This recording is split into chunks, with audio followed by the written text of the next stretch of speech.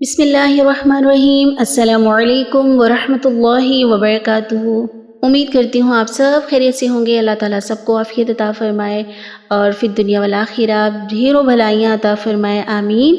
تو پیارے ساتھیوں، آج آپ چاہتے ہیں اگر ہم اپنے گھروں کا جائزہ لیں تو ہم دیکھتے ہیں کہ برکت ختم ہو گئی، ہر چیز سے برکت اٹھتی ہوئی نظر آ رہی ہے اور تنگی نظر آتی ہے ہر چیز کے اندر۔ ایسا ہی ہے، کیا آپ کے ساتھ بھی یہ مسئلہ ہے؟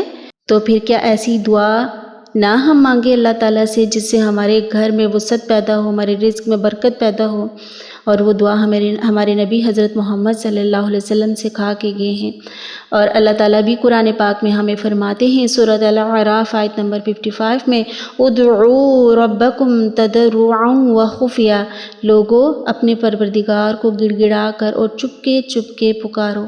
ٹھیک ہے، اللہ تعالیٰ ضرور ہماری دعاؤں کو سنتے ہیں اور ہماری دعاؤں کو قبول فرماتے ہیں۔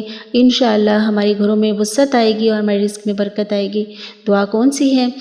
اللہم اغفر لی ذنبی، اللہم اغفر لی ذنبی ووسع لی فی داری، ووسع لی فی داری وبارک لی فی رزقی، وبارک لی فی رزقی، اللہم اغفر لی ذنبی ووسع لی فی داری وبارک لی فی رزقی، اللہم اغفر لی ذنبی، اے اللہ میرا گناہ بخش دے، ووسع لی فی داری، میرے گھر میں وسعت فرما،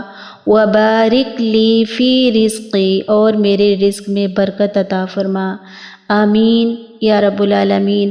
اللہ ہم سب کے رزق میں اور ہمارے گھروں میں، ہمارے سوچوں میں، ہمارے دلوں میں وسعت پیدا فرمائے، آمین یا رب العالمین۔ اللہ ہمیں بھی بابرکت بنائے، سب کے لیے، کہ جہاں جائیں جہاں بیٹھیں ہم بابرکت ہوں سب کے لیے، آمین یا رب العالمین۔ السلام علیکم ورحمۃ اللہ وبرکاتہ۔